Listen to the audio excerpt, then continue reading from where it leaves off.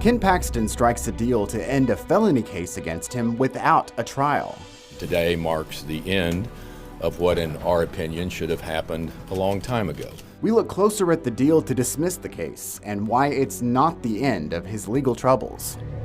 Those are all things that have to be discussed on how we're going to go in the future. The leader of a special House investigative committee sets the stage for a hearing far from the Capitol on a mission to help the state prepare to fight wildfires. Plus, a state senator sends a warning to Texas colleges about a new law banning DEI efforts on campus, and it comes with a deadline for compliance. Produced from the Capitol in Austin and airing statewide, this is the award-winning State of Texas. Hello, and thank you for joining us. I'm Josh Hinkle. Before he became the Texas Attorney General, Ken Paxton was accused of persuading investors to buy stock in a tech company without disclosing he was being compensated to do so. That led to felony charges for securities fraud in a case that dragged on for 9 years. On Tuesday, attorneys on both sides reached an agreement to dismiss the case. Our Monica Madden was in the courtroom to get details of the deal. Attorney General Ken Paxton steps away from dismissal. It's my understanding that the state and the defense have come to an agreement in this case. In Harris County Court Tuesday, prosecution and defense presenting a fresh deal to end the 9-year-long case. The contract is purely an agreement between you and the prosecutors on this case. Within 18 months, Paxton will have to complete 100 hours of community service, 15 hours of legal ethics, and pay about $271,000 to the people he's accused of defrauding. Our primary duty is to do justice and not to convict. So the question isn't whether or not who won, but was justice served. And I think the answer to that is unmistakably yes. Prosecutors say it was the best way to get justice for the people affected. And that provision mattered more to me than anything else. Now the case is not fully dismissed yet. Paxton has 18 months to fulfill his end of the terms and also has to be doing regular check-ins with the prosecutors so they can double check that he is fulfilling his end of the bargain. Worth noting, the Attorney General cannot use campaign dollars or taxpayer dollars to pay that restitution. He didn't plead. There is no admission of guilt. There will never be an admission of guilt because he's not guilty. Paxton's defense team, including lawyers who helped exonerate him in last fall's Senate impeachment trial, claiming victory again. Today marks the end of what, in our opinion, should have happened a long time ago. The felony charges stem from 2015 indictments just before Paxton became AG. Change of venue, issues with prosecutors' pay, and even Hurricane Harvey contributed to the delays. This case has been pending longer than the Beatles were together, literally. It's been 9 years. Monica Madden, State of Texas. Paxton issued a statement about the agreement to end the case without a trial. He wrote, "For over a decade, my family and I have been dealing with the ongoing stress of these accusations and are relieved to finally have a resolution in the matter." Paxton still faces a whistleblower lawsuit filed by former top deputies in his office. They were fired in 2020 after they raised concerns to the FBI that Paxton used his office to benefit Austin real estate developer Nate Paul. Paxton denied any wrongdoing. His impeachment trial last fall was based on the whistleblower's accusations. The Texas Senate cleared Paxton of all charges, but he was not required to testify under oath at the trial. For Insight, we're joined by Lauren McGaughey, an investigative reporter and editor with KUT News, Austin's NPR station. You've been covering Paxton's legal issues for years. This settlement came just a few weeks before Paxton was set to go to trial. Is this deal a surprise?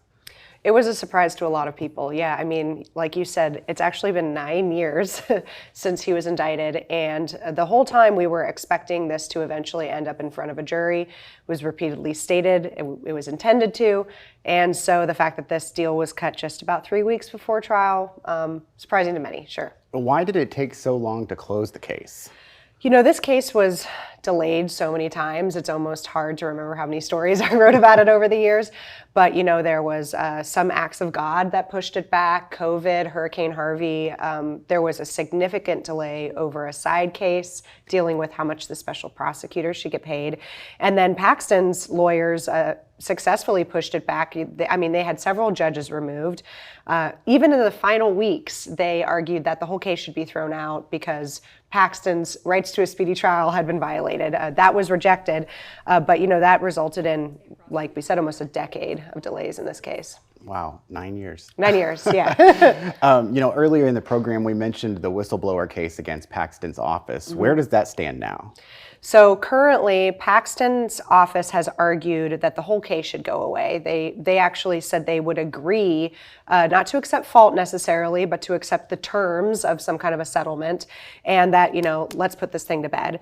The whistleblowers are saying, hold up a minute, we don't want that to happen. They want to see Paxton deposed. They want to see some of Paxton's top deputies in the agency be deposed, and so they want the case to remain active, and we're waiting on that answer. Well, the whistleblower allegations also spawned an FBI investigation. Yes. Any new developments there?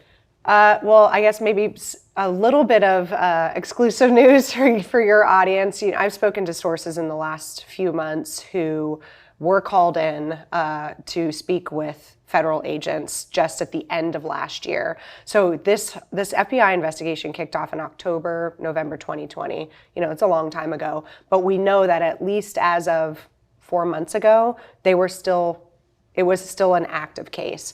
I do want to say, because this is something not a lot of people know, that the FBI has kind of this unspoken rule where if they're close to an election, they won't charge a political figure because they don't want to be seen as having some kind of influence on the election. So now that we're past the primary, there may be a window here, but if we get too close to November, even though Paxton isn't up for election, they may pause and break, and then we'll be 4 years out from the start of the investigation. Some questions about whether they would charge at that point. Lauren, a scoop on State of Texas. Well, I know my bosses are going to be like, what gives? No, that's very interesting. We also saw Paxton have some success influencing primary elections with his endorsements this year. Are these legal issues actually making him more popular? At least with the Republican primary voters in Texas, probably. He definitely is ascendant politically. He had the big win with beating his impeachment charges. Now he has this new win. He hasn't been funneling a lot of money into the candidates he's been backing, but some of them are still winning, even at a deficit with fundraising. Obviously, Donald Trump's endorsement has come into play with some of these, and that's helping as well. But he's riding high right now. I'm sure he's probably celebrating, and politically he's stronger than ever. All right, well, don't put the pen or the typewriter or the computer away just yet. I have a feeling you've got some more stories to tell on this one. Yes, I do. All right, Lauren McGaughy, thank you very much for joining us. Sure. A judge in Travis County is pausing efforts from Attorney General Ken Paxton to get information from an LGBTQ+ group. The AG's office is trying to get information from PFLAG about how it supports Texas families seeking gender-affirming medical care for their children. Our Will Dupree went to the courthouse to learn why the state wants those documents. A pair of lawyers from the Texas Attorney General's office left a courtroom without saying anything after the Travis County judge ruled against them. These egregious attacks by the Attorney General's office is a bald-faced attempt to invade the privacy of the loving families and scare and bully people who want nothing more than to love their children. Paxton's lawyers deny those allegations, saying his office sought the information as part of an insurance fraud investigation. They're looking into how doctors are trying to get around the state's ban on transition-related care for minors. The law went into effect last year, and doctors caught avoiding the ban could lose their medical licenses. PFLAG is not a medical organization. PFLAG doesn't prescribe medication. They don't have doctors on staff. The PFLAG legal team argued this is really retaliation for 2 lawsuits that are currently on hold. However, the AG attorneys said this is not end runs to get information that will help those other cases. A trial in this case is set for June 10th, but the judge signaled what that outcome might already be. She said PFLAG would, quote, likely prevail. PFLAG has 18 chapters in Texas with more than 1,600 members. However, the organization said Paxton's demands are having a chilling effect, meaning fewer people are going to support group meetings and some volunteers are stepping back. Will Dupree, State of Texas. Lawyers from the AG's office said they would modify what they called sloppy language in their demands to PFLAG. They said they're not seeking any membership lists or member information.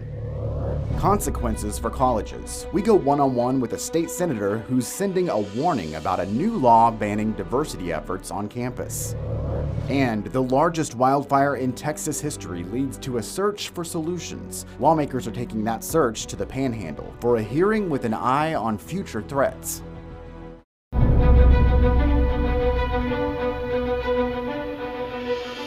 Since January 1st, Texas universities have scrambled to comply with a ban on diversity, equity, and inclusion efforts on campus. The new state law prohibits hiring based on race or maintaining diversity offices. But the author of the legislation says some campuses are defying the law. Politics reporter Ryan Chandler sat down with the state senator who's now warning colleges that they must comply. It's one thing to pass a law, another to see it through. The lawmaker behind Texas's ban on DEI practices says not all campuses have been quick to catch on. We have continuing efforts to, in some cases, subvert the intentions and the spirit of the law. Creighton instructing university leaders to explain their compliance at upcoming hearings. Those measures include a ban on DEI offices, mandatory diversity trainings, and any consideration of race in faculty hiring. We're going to continue to pursue diverse outcomes with student body applications and with professors that apply. But those were not being delivered as outcomes under DEI units. Is this really the fight you want to fight? Since the law took effect, we've spoken to Black student journalists and Indian a cappella singers, whose organizations have seen funding removed or delayed by their colleges trying to comply with the ban. To limit that experience for people, I feel like it's just really unfair. For a law meant to regulate hiring and admissions, some cultural student groups feel caught in the confusion. Does that sound like the intention of this bill? Do you think that the university properly applied it in that sense? They're going to be very cautious, right, on how they advise these campuses to comply. Certain affinity groups within the legislation, like you mentioned, they're protected under the bill. The bill certainly is, from a much broader sense, about faculty hiring. The Senate Education Committee will hear explanations and concerns from each university system this May. Ryan Chandler, State of Texas. Senator Creighton warned university leaders that failure to comply with the DEI ban could result in freezing of funds or legal action. There's much more from our discussion with State Senator Creighton. You can see the full interview now on our website. Just look for the clip in this week's State of Texas story. Governor Greg Abbott also got involved last week in an issue involving speech on college campuses. His new executive order calls on Texas colleges and universities to review policies to punish anti-Semitic rhetoric. The governor's executive order requires colleges to include a definition of anti-Semitism in their free speech policies. This comes as student groups are reporting a rise in anti-Semitism. One incident happened earlier this month at the University of Texas. Anti-Semitic graffiti marked the building of Texas Hillel. That's a Jewish life student organization. The group says that incident is under investigation. Texas lawmakers search for solutions after the largest wildfire in state history. We talked to the representative leading a House hearing far from the Capitol for a fact-finding mission to protect Texans. And pressure to end the pause on new natural gas exports. The move at the Capitol putting House members at odds with the White House.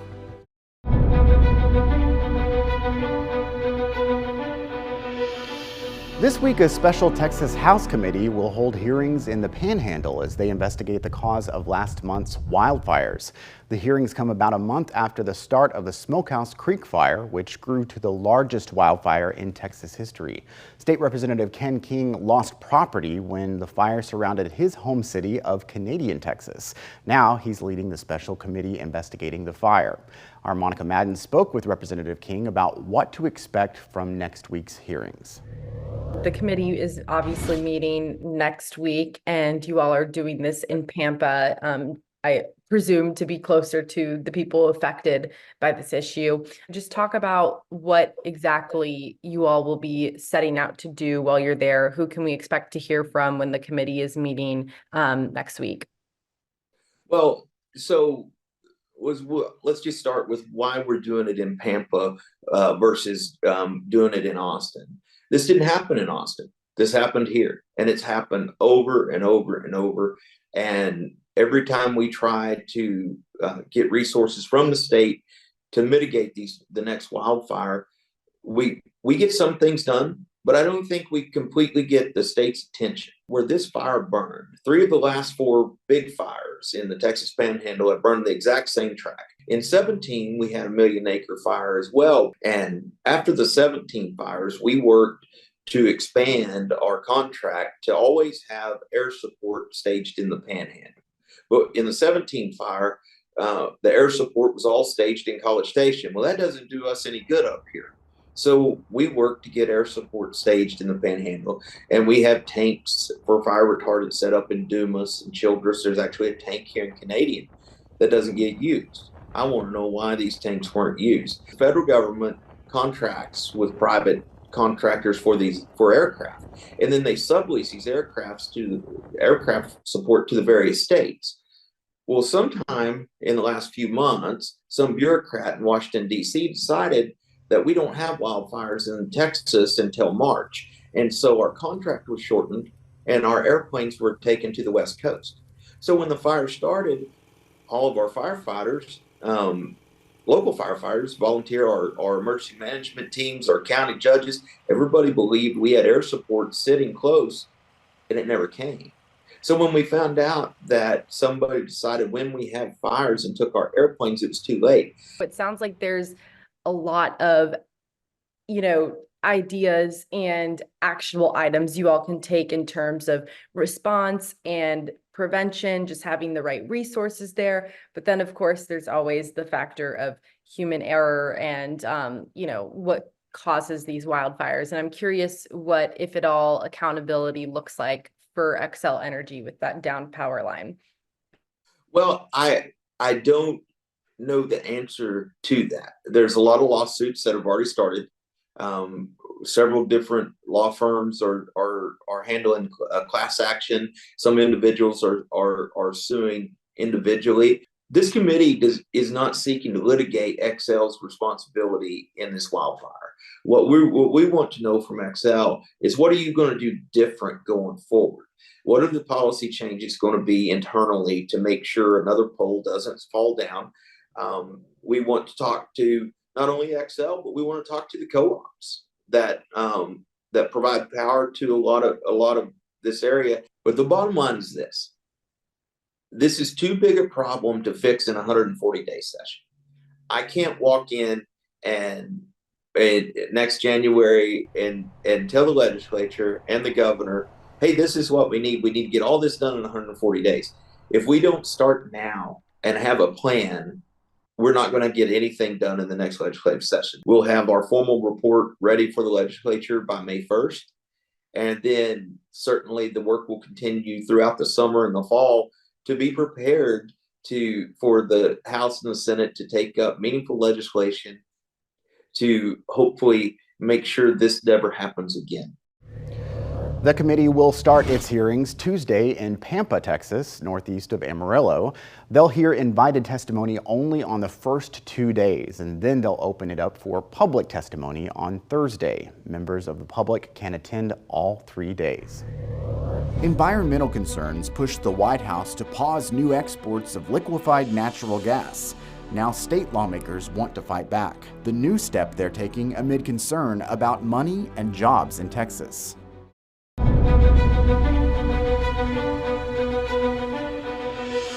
In February, the Biden administration put a pause on new exports of liquefied natural gas, or LNG. It comes amid concerns that the country should evaluate those exports for economic and environmental reasons. Here in Texas, state lawmakers want to fight back. A new committee is looking at ways to address the temporary export restrictions, which they worry could cost the state money and jobs. Politics reporter Ryan Chandler takes a closer look. It was a boneheaded decision, to direct hit on the economy of Texas. Texas business leaders strongly condemning the Biden administration's pause on new export permits for one of the state's top commodities. Users around the world are relying on the United States, and we need to make certain they know we're a solid partner that can be trusted. And particularly, we want those jobs right here at home, right? Some LNG exports on hold for now, as the administration reviews standards for new permits. The White House stresses the need to update pricing and environmental standards at the Department of Energy. Local advocates praise the decision to slow down expansion of oil and gas. Once these facilities are built, it just means increased local pollution. In the Rio Grande Valley, we're seeing pristine, protected habitat being bulldozed. Attorney General Ken Paxton sued the administration alongside 15 other states, accusing President Biden of flouting the legal process. Lawmakers also considering their options. Speaker Phelan delegating a bipartisan group to determine whether the legislature can intervene. What I think is very important for the select committee to put out there is the damage it will do to the Texas economy, the damage it will do to the environment, and as well as some good information as how this will hurt the trading relationship with some of our closest allies. The pauses are only temporary, and the legislature won't be able to act for at least another 9 months. Ryan Chandler, State of Texas. Speaker Phelan directed the Select House Committee to submit an initial report by May 13th.